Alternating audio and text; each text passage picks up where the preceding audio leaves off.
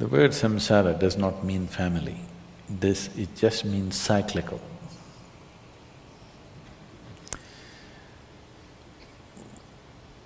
Who you are right now is a product of certain cycles. There are many ways to look at this. The cycles of the sun, the cycles of the moon, and various other cycles in the universe, we are a product of that. Only because our mothers' bodies were in sync with the cycles of the moon, we are born here, isn't it? So we are a product of cycles.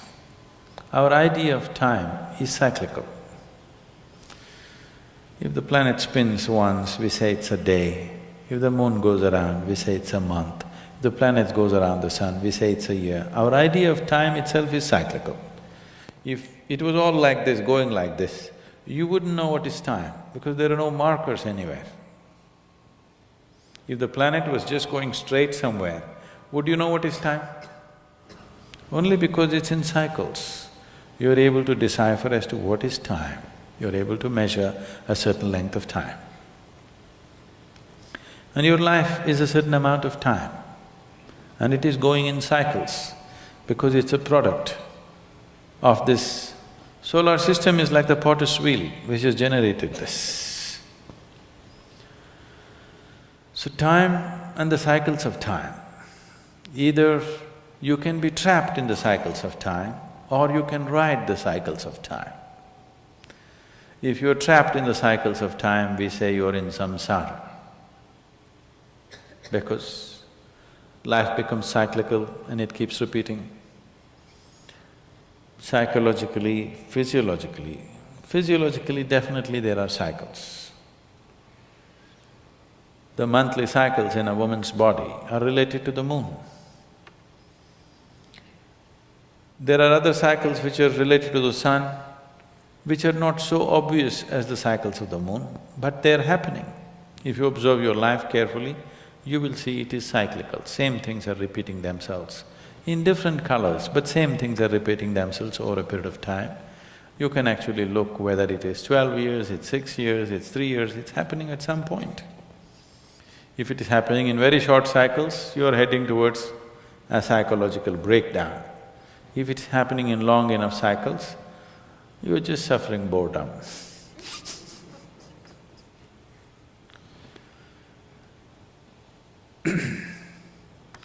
So if you're trapped in these cycles, we call it samsara. If you ride the cycles towards your liberation, then we say this is sanyas. Sanyas need not necessarily mean not having a family. Samsara need not necessarily mean that you have a family. You can be a sannyasi and still be in a samsara of your own. You need not be married. By yourself, you could be wrangled up by yourself. If you get married, extra help you get.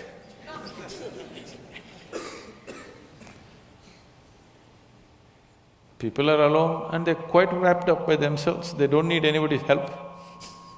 They're doing fine by themselves, their own samsara. Is it happening or no? Single people are in their own samsara or no? They're into their own chakkar going on. When you get married, at least you can blame it on somebody, it's because of her, I'm like this, or because of him, I'm like this.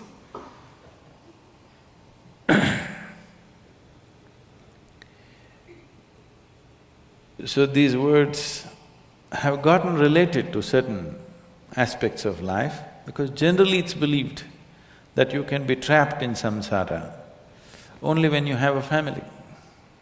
Because once you have a family, you have to earn certain amount of money, you have to do certain things, children are there, means certain things have to be managed, so things become cyclical. When things are going in cycles, it feels that everything is better organized. If it was not going in cycles, every day is a new day. With children around you, every day new day, you can't deal with it. It's better it is happening in some system. So you will aspire for a cycle. You will not want new things to be happening every day. You want some order, you want some expected things to happen. Surprises look like disasters. This happened one day. Shankaran Pillai was going home. And suddenly he thought, he's done nothing for his wife in the last few years. So, he bought a huge bunch of red roses and went home and knocked on the door. And when she opened the door, with a big grin on his face, he tried to give the roses to her. She just blew up.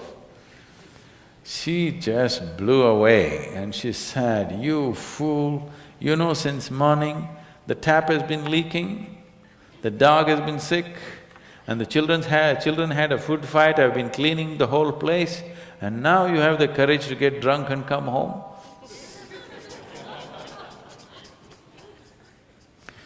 So surprises can be disasters because you aspire for order more than excitement. Once the number of balls that you're juggling are too many, you aspire for order, you don't care for excitement anymore. Yes or no?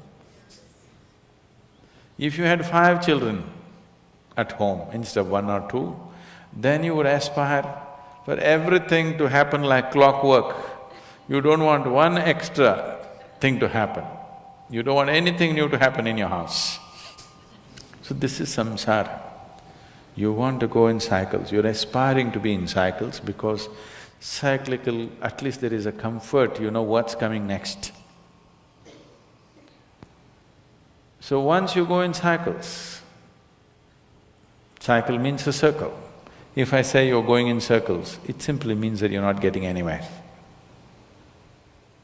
So in the cycles of time, if you're trapped in the cycles of time, you're not getting anywhere but going through the same thing because you have poor memory. That's the only safety. Because you have poor memory, you do not realize the same things are being repeated. Suppose your memory opened up to many lifetimes and you realize you've been doing the same stupid things over and over again, you got excited about the same little things again and again, you would feel utterly silly, isn't it? Within the cycle, that cycle means so much to you. It looks like it's everything. If you break that cycle and something beyond the cycle becomes apparent to you, suddenly what's within the cycle is so limited and so meaningless. The relationships, the activity, the thoughts, the emotions, everything that you held as everything in your life, suddenly, poof. So this is sannyas. That is, you've broken the cycles of time. You're riding the cycles of time. You're not trapped in the cycles of time. So can I do this within the family? You can, but nobody need to know. If they know, they won't be able to live with you unless they're also like that. People are looking for some bondage. People don't come together seeking freedom, they're coming together seeking bondage, isn't it? If they know that you're not bound by anything, it'll be dangerous to live with a person like that. So, once you've broken the cycles of time, consciously you can be part of it when you want to be. But when you're not, you're not. So being a sannyasi inside a family situation, it is not that it's not possible. This is not being uncaring, this is not being unconcerned. This is just being free from a certain situation. There are many people who live in the family and they don't care a damn. That's different. That is because they're in their own samsara. They're not involved with other samsara. They're in a smaller cycle of their own. Being absolutely involved and not being entangled, that is the way to freedom. That is the way to liberation.